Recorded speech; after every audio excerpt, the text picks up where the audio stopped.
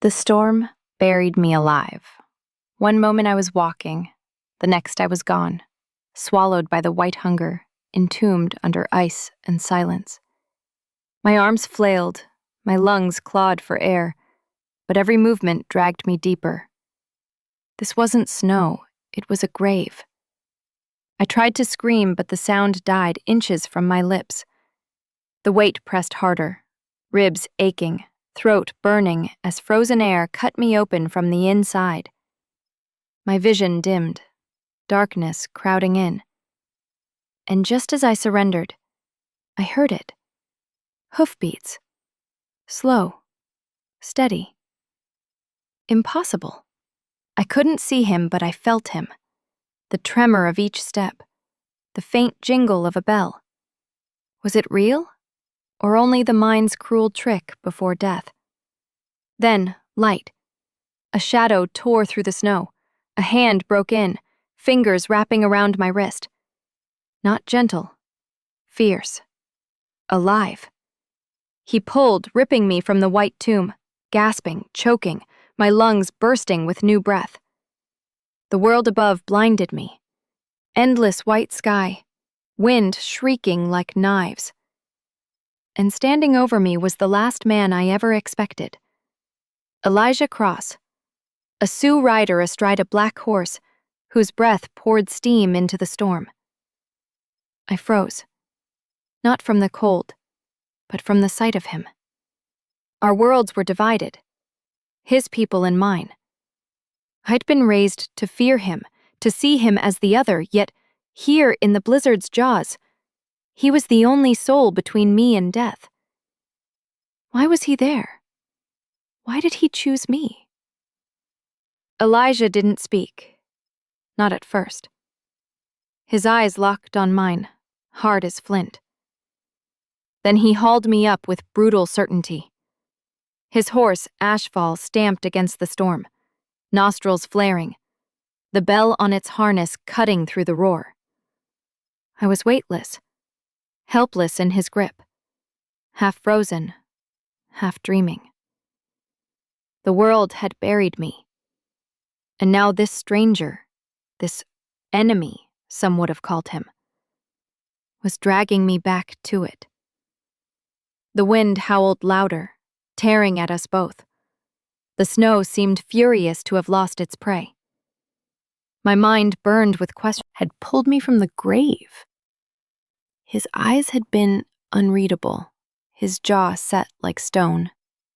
He hadn't spoken to me yet, not in a language I knew. He had simply acted, decisive, relentless. And now my fate was tied to his. A question gnawed at me. Why? Why risk his life for a stranger? Especially one like me. Settler blood and Lakota blood were not meant to mix, not on this land, not in this time. And yet here we were, pressed together on the back of his horse, storm clawing at us, lives intertwined in a way neither of us could explain. Ashfall stumbled. My heart lurched. Elijah tightened his grip, steadying me, steadying the horse. He muttered something under his breath, a word I couldn't catch, foreign but commanding. His hand tacked the horse's neck, and Ashfall lunged forward, cutting through the white chaos. A crack of ice split the night. Somewhere nearby, a tree crashed under the storm's weight. I flinched, biting my tongue to hold back a cry. Elijah didn't flinch. His eyes stayed fixed ahead, scanning for what I couldn't see. I couldn't ignore the truth. I had no control. My life no longer belonged to me. It was in the hands of this man I barely knew, this rider who had appeared like a phantom in my final breath. A bitter thought struck me. What if he had left me there? What if he had ridden on, letting the storm finish its work? Would anyone have known? Would anyone have mourned? Or would the prairie have swallowed me whole, nameless and forgotten? But he didn't leave. He found me. He pulled me out. And now he carried me through a storm that killed stronger men every winter. The question remained, a blade twisting deeper. Where was he taking me? The storm made it impossible to tell direction. I could see nothing beyond the next wall of snow, hear nothing beyond the wind's scream and the drum of hooves. My body wanted to surrender, to collapse into numbness, but every time my eyes closed, the memory of the snow pressing down on my lungs jolted me awake. I could not let it take me again. Elijah, I whispered his name, slack in his arms, barely able to move. But the sight of those walls, frail though they seemed, pulled me back from the edge. Shelter, a chance to breathe, a chance to live. But a thought slashed through my hope. Whose cabin was it? On this frontier, a stranger's door was never just a door. It could mean rescue or ruin. Elijah swung down first, landing heavy in the snow. He didn't hesitate. One arm swept me from the saddle as if I weighed nothing, carrying me to the door. His knuckle struck wood, once, twice, sharp and certain. No answer. The wind swallowed all sound. He kicked the door. Snow fell in clumps from the frame. And then we were inside. The cabin smelled of smoke, old wood, and something sharp. Dried meat, perhaps. A fire smoldered in the hearth, but no one moved within. Empty. Or abandoned. I didn't know which was worse. Elijah lowered me near the fire. My body convulsed in sudden pain as warmth licked at my frozen skin. My hands trembled violently, fingers refusing to unclench. The thaw was agony, not relief. I turned to him, trying to speak, but my lips cracked instead. Blood salted my tongue. Elijah's eyes flicked to me only briefly before moving across the cabin, scanning shadows. He touched nothing without purpose. He searched like a man who knew danger hid in silence. And me? I sat there, shivering, wondering not only if the storm would pass, but if I had stepped from one kind of death into another. The firelight painted his face in pieces, jaw hard, cheekbones sharp, eyes reflecting flame. His coat was torn, edges crusted with ice. He pulled a strip of cloth from his saddlebag, soaked it with melted snow, and pressed it to my face. The shock of cold made me gasp, but then sensation returned, prickling, burning. Still he hadn't spoken. Not a word. I swallowed, forcing sound through my cracked throat. Why me? His gaze held mine, unreadable. He said something then, short that had no sides. My eyes drifted to the window. Snow lashed against it, trying to break in. The storm wasn't done with us. Not yet. But inside, a different storm brewed. The one between him and me. I had escaped the grave of snow. But as I watched Elijah cross in the firelight, I began to wonder if I had traded one kind of death for another kind of danger. The fire crackled low, shadows stretching long across the cabin walls. My skin still burned from thawing, every nerve screaming as blood returned to frozen veins. Yet it wasn't the storm that kept me awake. It was him. Elijah Cross sat opposite me, close enough for me to feel his presence, far enough that the firelight carved him in half. One side bathed in orange glow, the other swallowed in black. He hadn't spoken since he dragged me here. Not one word I could understand. That silence pressed heavier than the storm. I studied him when I thought he wasn't looking. His coat was worn, patched with leather, lined with fur. Snow still clung to his boots. His hands, scarred and calloused, moved with precision as he adjusted his knife against the wood floor, carving shavings into kindling. His eyes never rested, always flicking toward the door, the window, the world outside. He looked like a man who trusted nothing, not even me. My throat ached, but I forced out a question. "Where are we?" My voice cracked, thin as paper. He glanced up, expression unreadable, and then returned to the knife, the wood, the fire. No answer. Frustration cut through my fear. He had risked his life to save me, yet offered no word, no reason. Did he see me as a burden? As leverage? Or as something else entirely? Outside, ashfall whinnied, hooves scraping against frozen ground. Elijah's head lifted at once. He rose, swift and silent, crossing to the door.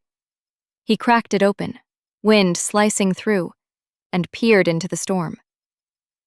For a moment, I thought I saw his hand tremble, not from cold but from caution, as if he feared something more had been tied in my hair since morning, a charm of home, of family. Somehow, in the storm, it had come loose. He had taken it. He had kept it. Why? His eyes never left mine as I reached for it. My fingers brushed his, cold against calloused heat. And for one heartbeat, the fire seemed to burn brighter. Then he let go. The ribbon lay in my palm, damp, frayed. A piece of me returned. But with it came more questions than answers. Elijah leaned back, wordless once more, and stared into the fire. His silence screamed louder than any storm. My heart pounded. Was this kindness or claim? The wind battered the cabin walls, snow piling higher outside. I realized then that escape was impossible. For the night, at least, my life belonged to Elijah Cross. But as I clutched the red ribbon to my chest, I couldn't shake the thought. Had he saved me from the storm? Or chosen me for something far more dangerous? The cabin groaned. At first it was subtle, just the low moan of wood settling under snow. But then the sound sharpened, a sharp crack overhead, like bone splitting under weight. My heart leapt. Elijah was already on his feet. His knife vanished into its sheath as he crossed to the door, eyes fixed upward. Another crack tore through the night, louder this time. The roof shuddered. Snow slid down the shingles, avalanching against the walls. The storm wasn't finished with us. It wanted back what it had lost. I scrambled upright, my legs weak beneath me. The firelight flickered across Elijah's face, turning the sharp planes of his jaw into something carved from stone. He grabbed a wooden beam from the corner and jammed it against the sagging roof, bracing it. Help him, I told myself. But my body trembled. My hands barely obeyed. Still, I stumbled forward, pressing my shoulder against the wood beside his. The beam cut into my skin, but I held on, breath wrapped to the window, heart hammering. Through the blur of snow, I saw them, shadows moving, weaving between drifts, shapes low to the ground, eyes glowing faintly in the dark. A pack. Elijah stepped to the door, bow drawn, shoulders squared. For the first time, I realized his silence wasn't emptiness. It was focus. He was a man carved by storms, sharpened by danger. But what about me? Fear clawed up my throat, I had no weapon, no strength, nothing but trembling limbs and a ribbon clutched in my fist. I was useless, trapped between predator and rescuer. The wolves closed in. Their howls pierced the blizzard, echoing across the plains like a dirge. Elijah looked back at me then, just once. His eyes locked on mine, dark and unblinking. For a heartbeat, I thought he might say something, but he didn't. He only turned back, pulled the door open, and stepped into the storm. The wind roared inside, carrying snow with it, snuffing half the fire. My lungs seized. He was out there now, alone against the pack. My voice tore free before I could stop it. "Elijah!" But he was already gone, swallowed by the storm. I didn't know if he would return, or if the white hunger would take him as its next victim. The door slammed shut behind him, and suddenly the storm was inside me. I pressed back against the wall, heart pounding so violently I thought my ribs would crack. Outside, the wind howled, but beneath it came another sound. Snarls, snaps, the scrape of claws against frozen earth. The wolves had found him. I clutched the ribbon tighter in my hand, as if it could anchor me to life. My body shook violently, not just from cold but from terror. Every instinct screamed at me to stay still, to let him fight, to pray he came back through that door alive. But what if he didn't? The thought tore me open. If Elijah fell, the wolves wouldn't stop with him. They'd turn on Ashfall. And if the horse died, so did we. A thud rattled the door. My breath caught. For a heartbeat, I thought the wolves had Choice burned before me. Stay, pray, hide, or step out into the white hunger and face what waited there. I thought of my mother's voice, of my brother Silas laughing on the ice. I thought of Elijah's hand breaking through the snow to pull me back from death. He had not hesitated, not for a moment. And now he was out there, fighting alone. The fear in my chest twisted into something sharper. Not courage, not yet, but a refusal to die cowering in a corner. I staggered toward the door, axe in hand, each step rattling through me. My breath came fast, hot in my throat. I laid my palm against the wood, felt it shudder with every impact outside, fangs against flesh, hooves against ice. My fingers slid to the bolt. One pull, and I would be out there with him. One pull, and the storm would devour me whole. I shut my eyes, heart screaming. I counted to 3. 1, the howl of a wolf so close it rattled my bones. 2, the sound of Ashfall rearing, hooves crashing down. 3, Elijah's voice, fierce and desperate, as though calling for someone, or something. My hand tightened on the bolt. And in that heartbeat, I made my choice. The bolt snapped free, and the storm roared in as if it had been waiting. Snow whipped into my face, cutting like glass, stealing my breath. But worse than the cold were the sounds. The growls, the snarls, the clash of life against death. I stepped out. The world was chaos. Ashfall reared in the whiteout, hooves striking, teeth bared. Around him circled shadows, low, fast, teeth flashing in the storm. Wolves. Their eyes glowed like embers in the dark, moving too quick to count. And in the center of it, Elijah Cross. His bow was gone, empty. He gripped a long knife now, movements sharp and ruthless. He lunged, steel flashing, and a wolf yelped, tumbling into the snow. Another sprang, jaws snapping for his throat. He twisted, drove the blade upward, and the snow erupted red. Me with a ferocity that didn't seem human.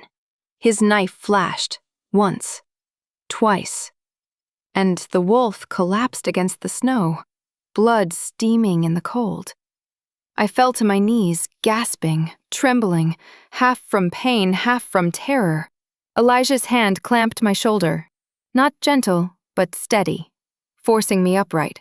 His eyes burned into mine, fierce, unrelenting. Then he turned back to the fight. The wolves broke. Whether from blood loss or the storm's own fury, the pack scattered, tails low, vanishing into the white. Their howls trailed off, swallowed by the wind, leaving only silence and the stink of blood. Ashfall snorted, stamping the ground, foam spraying from his bit. Elijah sheathed his knife, chest heaving, snow streaked red around his boots. I clutched my arm, breath ragged, eyes on the corpse at my feet. The wolf I had killed. My kill. My hands shook violently. I had never taken life before. Now the proof of it lay in the snow. Eyes glassy, teeth bared even in death. A sickness twisted in me. Guilt. Horror. And something else. Something darker. Relief. Elijah crouched beside me. For the first time, he spoke a word I understood. Low, steady, heavy with meaning. Live. Then he rose, offered his hand, and pulled me to my feet. The storm still raged, but in that moment I knew. The blizzard was not the only thing I had to survive. There was blood on the snow now. Mine, his, and the beast's. And blood always carried weight. I had fought beside Elijah Cross, but in the firelit silence that followed, one question tore at me. Had I just stepped onto his side of the world? Or had he dragged me into it? The cabin door slammed behind us, shutting out the storm but not the smell of blood. It clung to me, metallic and sharp, riding on every breath I took. My arm throbbed where the wolf's teeth had scraped across my sleeve.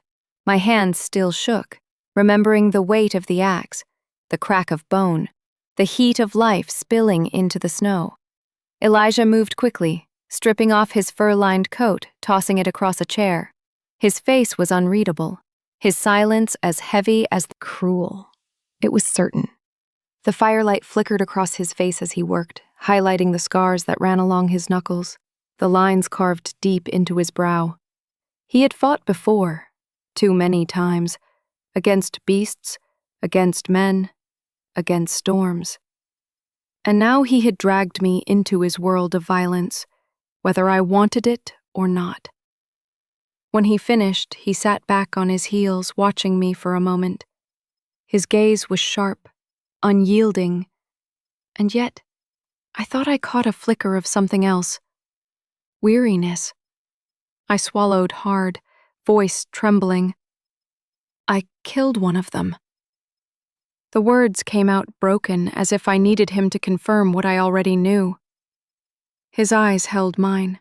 He gave a single nod. No praise, no comfort, just truth. I stared into the fire, unable to look at him. The image replayed again and again. The wolf leaping, the axe splitting, the silence that followed. My stomach churned, but beneath the sickness lurked something darker. Relief. I was alive because of what I had done. Did that make me stronger? Or something less than human? The fire snapped, spitting sparks into the air. Elijah rose, crossing to the window. His shoulders were taut, his hand resting on the bow he had leaned against the wall. He stared into the storm as if expecting the wolves to return, or something worse. For the first time since he had pulled me from the snow, I realized how utterly alone he was. No words, no warmth. No one but the storm to shape him, and now me, dragged into his silence.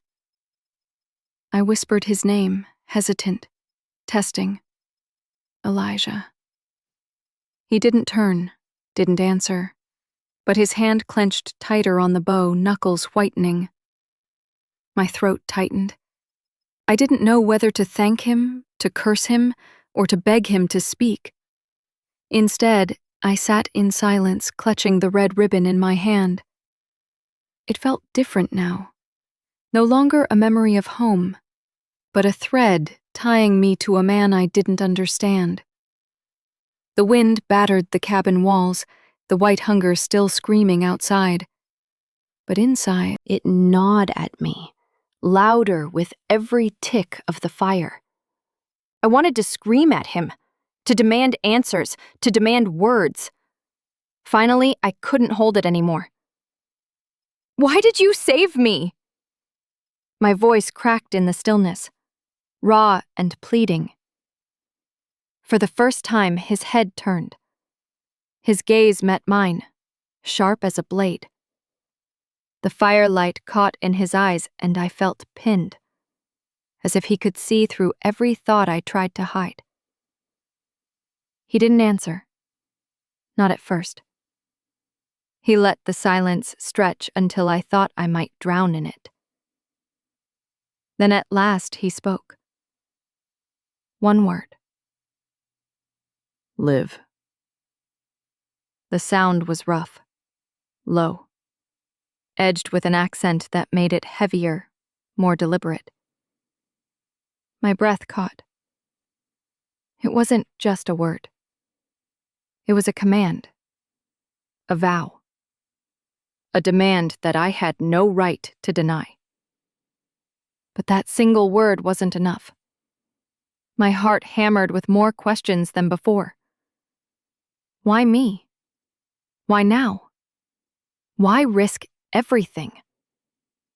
I pressed him again, desperation sharpening my voice. "You could have left me. The storm would have buried me, and no one would have known. So why didn't you?" He studied me for a long moment. His jaw clenched, and he muttered something in his own tongue. Short, clipped, heavy with meaning. I didn't understand, but I felt the weight of it, the way it pulled at the air between us. Then he tried again, in halting English. "Not alone." The words hit me harder than the storm. I stared at him, struggling to understand. Did he mean me? Did he mean himself? Both? A shiver ran through me, not from cold, but from something deeper. This man, this stranger, this enemy turned savior, he was carrying something. A burden. A wound I couldn't see. I wanted to ask more. I wanted to push, to peel back the silence until I understood what haunted him. But before I could, Ashfall's hooves struck against the earth outside. Sharp, Dark outside anymore. They were far away, distant, locked on something I couldn't see. I wondered if he saw ghosts there, because I did. The longer I sat in that cabin, the more my family rose up inside me. My father Jonas's steady voice telling me to keep moving, to never stop in the cold. My mother Margaret's hands brushing my hair, tying this very ribbon into place with a smile that told me I was still her child, even when the prairie demanded I be more. And Silas, my little brother, laughing as he chased me across the creek, his cheeks red with winter, his boots slipping on the ice. They were alive, safe, miles away. And yet, in the silence of the storm, they felt closer than ever, like shadows in the firelight, like voices just beyond the wind.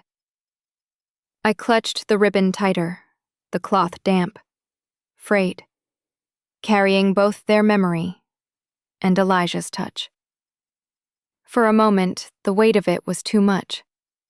I pressed it against my lips, a prayer I couldn't speak aloud. Elijah shifted, pulling me back into the present. He turned from the window, his shadow falling across the floor. The firelight caught his face in pieces, scarred, weathered, unreadable. He carried silence like armor, but I could feel it now. It wasn't emptiness. It was weight. I thought of his words. Not alone. Who had he lost? Who haunted him in the storm? The thought unsettled me, because as much as I wanted to believe he had saved me out of some simple, noble instinct, another possibility gnawed at me. Maybe I was nothing more than a mirror. Maybe he had dragged me from the snow because he saw someone else in me. Someone who wasn't there anymore. And if that was true, did I belong to myself at all? Or was I only a stand-in for his ghosts? The storm pressed harder against the cabin walls, rattling the wood. Ashfall whinnied outside, restless. I glanced toward the door, heart tightening. The blizzard still hadn't broken, and I knew it wouldn't until it had taken what it wanted. This wasn't just about survival anymore. It was about the stories we carried, the dead who walked beside us, and the choices we made to keep their memory alive. And Elijah Cross was a man already haunted. The question was no longer whether he would keep me alive through the storm, but whether his ghosts would let me survive him. By morning, the storm began to falter, though it did not surrender quietly. The wind still clawed at the cabin walls, tearing in ragged bursts like a wounded animal refusing to die. And the snow still drifted heavy against the roof until it seemed the entire world leaned on us with its frozen weight. Yet beneath its fury, I felt something shifting. A thinning of the air, a fragile light breaking through the endless dark. The white hunger had feasted, and now it was pulling back, leaving its victims behind. I sat near the hearth, wrapped in Elijah's spare blanket, though warmth did little to ease the chill that had settled into my bones. The fire had burned low, ashes glowing faintly, and I could no longer tell if the tremor in my hands came from the cold or from the memory of blood on the snow. Every time I shut my eyes, I saw the wolf again. Its lunge, my swing, the crack of bone. The silence that followed. I thought I would feel only horror at such an act. Yet what gnawed at me more was the relief. The unholy relief that it was the beast and not me lying still in the snow. That relief shamed me, and it bound me to Elijah in ways I was not ready to admit. When he moved, it was without warning. Elijah pushed away from the window and crossed the room, his boots heavy against the wood. He did not look at me as he pulled the door open, letting in a blade of cold that cut across the cabin. Ashfall snorted outside, shaking free the crust of frost from his mane, and I could see the horse's ribs heaving, exhausted yet alive. Elijah stepped into the storm's aftermath, his figure stark against the blinding white, and for a moment I feared he would not return. I followed him, though my legs trembled with every step. The door closed behind me, and the world unfolded in silence so complete. Why did I live when so many would not? I clenched the ribbon in my hand until the frayed cloth bit into my skin. But it gave me no answers. The storm chose its victims without reason, and I had been spared not by chance, but by the hand of a man I barely knew. Elijah stood a few paces ahead, his back straight, his gaze scanning the horizon as if searching for something. Or someone. His silence was heavier than words. I wanted to ask him what he saw, if he had lost others to storms like this, if that grief was the shadow I kept glimpsing in his eyes. But I could not speak. My voice would not rise past the weight in my chest. We walked a little further, our boots sinking deep into the untouched snow. At last I saw the first shape. Small, hunched, half buried. For an instant I thought it was another wolf, fallen in the night. But as we drew closer, I saw the truth. A man. His coat frozen stiff, his hand reaching upward as if he had clawed at the storm in his final breath. His face was hidden beneath ice, but the story of his death was written clear enough. He had been swallowed, and no hand had reached him in time. I stopped breathing. The world tilted, and I pressed a hand against my stomach to steady myself. Elijah did not pause. He knelt beside the body, brushing snow from the man's chest with one steady motion, then covered him again with equal care. It was not reverence, not ritual. It was something simpler, quieter, acknowledgement. My throat closed tight. I thought again of my father, of his broad shoulders and steady stride. What if it had been him out here, frozen in the open, one more nameless shape on the plains? My knees gave way and I sank into the snow, sobbing silently. The sound was torn away by the empty air, but the grief remained, heavy and sharp, pressing me down as surely as the storm once had. Elijah did not come to me. He did not offer words or comfort. He simply stood. His shadow long world leaned on us with its frozen weight.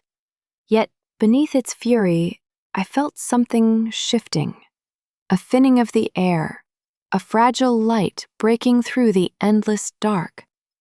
The white hunger had feasted, and now it was pulling back, leaving its victims behind. I sat near the hearth, wrapped in Elijah's spare blanket, though warmth did little to ease the chill that had settled into my bones. The fire had burned low, ashes glowing faintly, and I could no longer tell if the tremor in my hands came from the cold or from the memory of blood on the snow.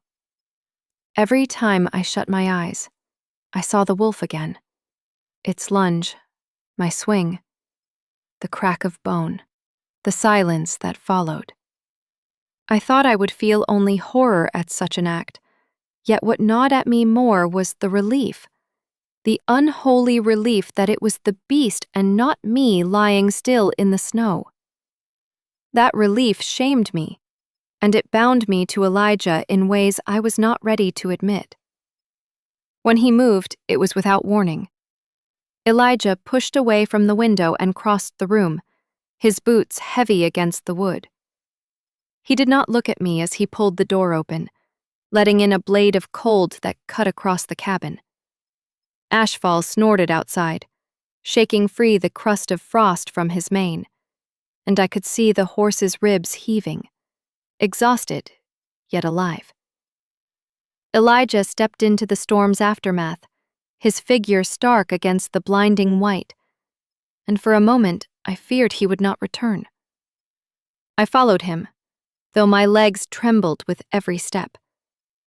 The door closed behind me, and the world unfolded in silence so complete it rang in my ears. The plains lay drowned beneath mountains of snow, drifts as high as roofs, trees bent and broken, fences swallowed whole. Nothing moved. No birds, no breath, no sound but our own. It was as if the earth itself had been buried. I turned slowly, my heart twisting. Somewhere beyond this white desert lay families like mine. Cabins half buried, children pressed against windows waiting for fathers who would never return. I thought of Silas's laughter, of Margaret's hand rise past the weight in my chest. We walked a little further, our boots sinking deep into the untouched snow. At last, I saw the first shape, Small, hunched, half buried. For an instant, I thought it was another wolf, fallen in the night, but as we drew closer, I saw the truth. A man. His coat frozen stiff, his hand reaching upward as if he had clawed at the storm in his final breath. His face was hidden beneath ice, but the story of his death was written clear enough. He had been swallowed, and no hand had reached him in time. I stopped breathing. The world tilted, and I pressed a hand against my stomach to steady myself. Elijah did not pause. He knelt beside the body, brushing snow from the man's chest with one steady motion, then covered him again with equal care. It was not reverence, not ritual. It was something simpler, quieter. Acknowledgement. My throat closed tight. I thought again of my father, of his broad shoulders and steady stride. What if it had been him out here, frozen in the open, one more nameless shape on the plains? My knees gave way, and I sank into the snow, sobbing silently. The sound was torn away by the empty air, but the grief remained, heavy and sharp, pressing me down as surely as the storm once had. Elijah did not come to me. He did not offer words or comfort. He simply stood, his shadow long against the snow, and waited until my tears stilled. His silence was not cruelty. It was a recognition of the grief we both carried. His for the ghosts that haunted him, mine for the ghosts I now feared to join. I wiped my face with trembling hands and forced myself upright. The cold bit deeper, but I welcomed it. It was punishment, reminder, truth. I was alive, but survival was not freedom. Survival was a burden, heavier than the snow piled around us. When I met Elijah's eyes again, I thought I saw the question there, the same one burning in my chest. How long until this storm claimed us, too? The white hunger had passed, but what it left behind was no peace. And as I followed Elijah back to the cabin, I knew the storm outside had only awakened the storm within. The sky cleared by degrees so small I might have missed them had I not been listening for change. A thinning to the wind, heat. And when I tried to smooth it, the cloth resisted, as though it wanted to remember what it had lived through. I tied it back into my hair with fingers that still trembled, and the simple act felt like a claim on myself I had nearly lost. A small vow that I would belong to the living, even if the dead insisted on walking beside me. Elijah watched without comment, yet something in his gaze softened and then sealed over again. The briefest thaw before the river freezes harder than before. And I realized how carefully he guarded the distance between what he did and why he did it. We set about the plainest work, because the plain work was what kept grief from swallowing us.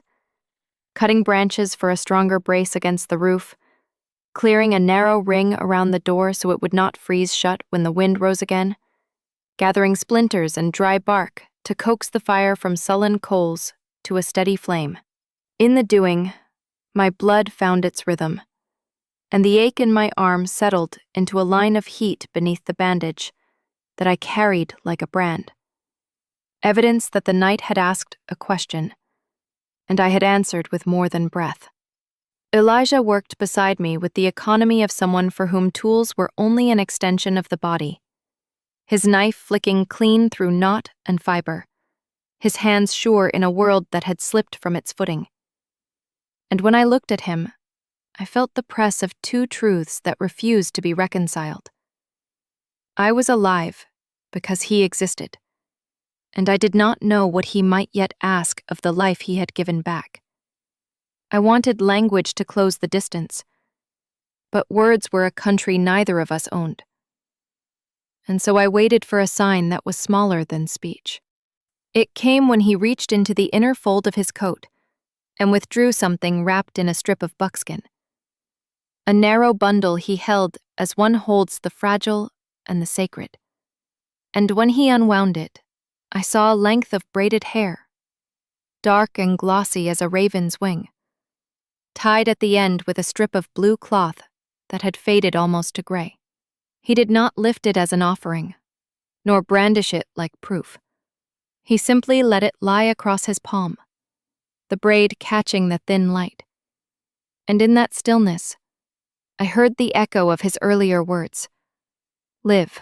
A single act, but a thread pulled through time, binding the living to the lost, so that neither unravels completely. When he spoke, the words were careful and few, each one placed as if he were laying stones across a river. Bad men, he said, tapping 2 fingers against the window frame as if to anchor the idea to the wood itself. Come after storm. He turned his palm downward, sweeping it across the horizon where the drifts rose like dunes. Take. The word fell hard, and though I wanted to ask who and what and why, I understood enough to feel the old fear sharpen into a different shape. The blizzard had emptied the land of sound, but emptiness attracts wolves of every kind, and not all of them run on 4 legs.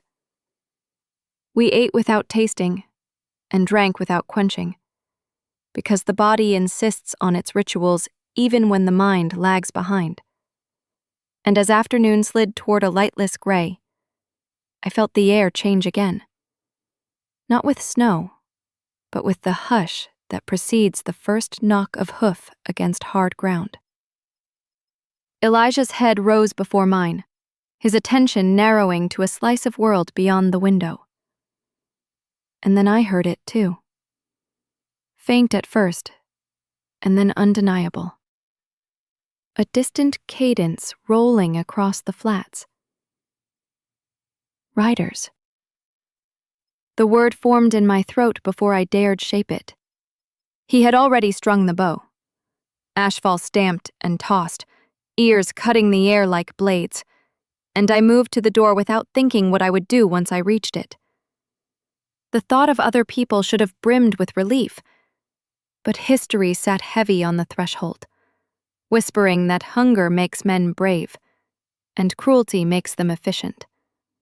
And a cabin with smoke in its chimney was less a refuge than a signal flare, to anyone who needed warmth and was willing to claim it at the tip of a gun.